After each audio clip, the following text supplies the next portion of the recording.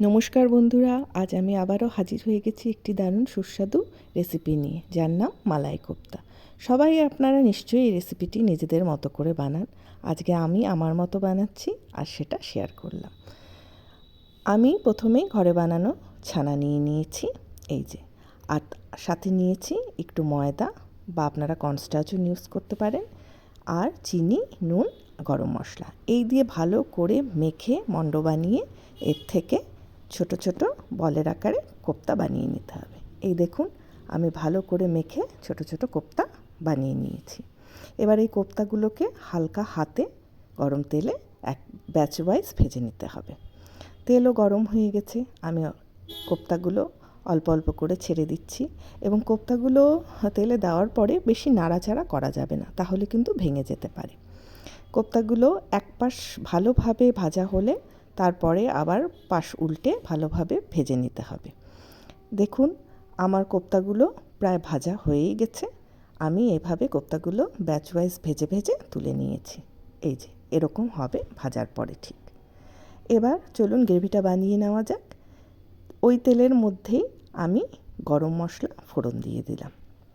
গরম মশলাটা একটু ফাটিয়ে দেবেন, এলাচটা না হলে ছিটে আসতে পারে। এবার এর মধ্যে অল্প জিরে দিয়ে দিচ্ছি, আর এর মধ্যে দিয়ে দিতে হবে তেজপাতা। আপনারা চাইলে এখানে শুকনো লঙ্কা বা কাঁচা লঙ্কাও দিতে পারেন। এবার এই মশলাটা ফোড়নটা একটু ভাজা হলে এর মধ্যে আমি এক এক করে দুটো পেস্ট অ্যাড করব।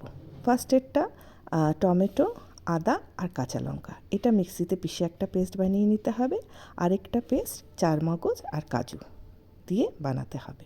প্রথমে তেলের মধ্যে আমি টমেটোর পেস্টটা ঢেলে দেব। এবার এই টমেটোর পেস্টটা ভালোভাবে আমাকে ততক্ষণ নাড়াতে হবে যতক্ষণ না টমেটোর কাঁচা গন্ধটা চলে যায়। এর মধ্যে আমরা স্বাদমতো নুন দিয়ে দেব এবং অল্প হলুদ গুঁড়ো দিয়ে দেব। এবার এটাকে প্রয়োজন অনুযায়ী জল দিয়ে হোক বা যদি মনে করেন জল লাগবে না, সেভাবে দিয়ে ভালোভাবে কষাতে হবে। এর মধ্যে একটু আমরা জিরের গুঁড়ো অ্যাড করে দিচ্ছি। এভাবে ভালোভাবে সব মশলাগুলো মিশিয়ে নাড়তে হবে। এবার দেখুন, প্রায় অনেকটাই তেল ছেড়ে দিয়েছে। দেখুন, একদম তার মানে মশলা আমাদের কষা হয়ে গেছে। এবার এর মধ্যে যে কাজুর পেস্টটা করে রেখেছি, কাজু চারমগজের পেস্টটা, সেই পেস্টটা এক এক করে ঢেলে দেব। দেখুন, এটা ঢেলে দেওয়ার পরেই গ্রেভির কালারটা কতটা চেঞ্জ হয়ে গেছে।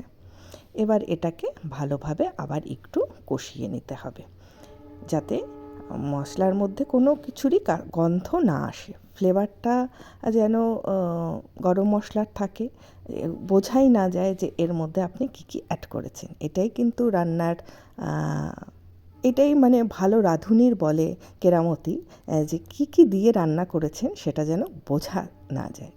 এবার এর মধ্যে আমি স্বাদমতো চিনি দিয়ে দিচ্ছি। পরিমাণ মতো আপনারা নুনটা পরেও দিতে পারেন, এখনও যদি মনে হয় নুন অ্যাড করতে পারেন।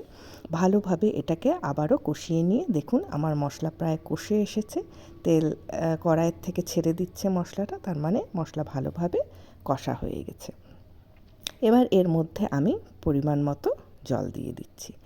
জলটা দিয়ে আবারও একটু ভালোভাবে পুরো মশলাটা নাড়িয়ে নিয়ে এবার বেশ ঝোল যতটা আপনি রাখবেন, গ্রেভি যতটা আপনি রাখতে চান, কেন কি কোপ্তাগুলো সব ডুববে, সে বুঝে এর মধ্যে আরেকটু জল অ্যাড করছি।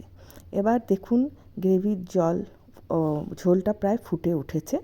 এবার আমি এর মধ্যে এক এক করে কোপ্তাগুলো অ্যাড করে দেব।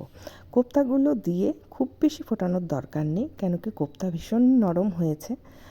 তো মোটামুটি যেটুকু গ্রেভি আপনারা রাখবেন বুঝে একটু ফুটিয়ে নিয়ে ভালোভাবে কোপ্তাগুলোর ভেতরে যাতে রসটা ঢোকে সেভাবে একটু ফুটিয়ে নিয়ে ব্যাস এটাকে বন্ধ করে দিতে হবে গ্যাস।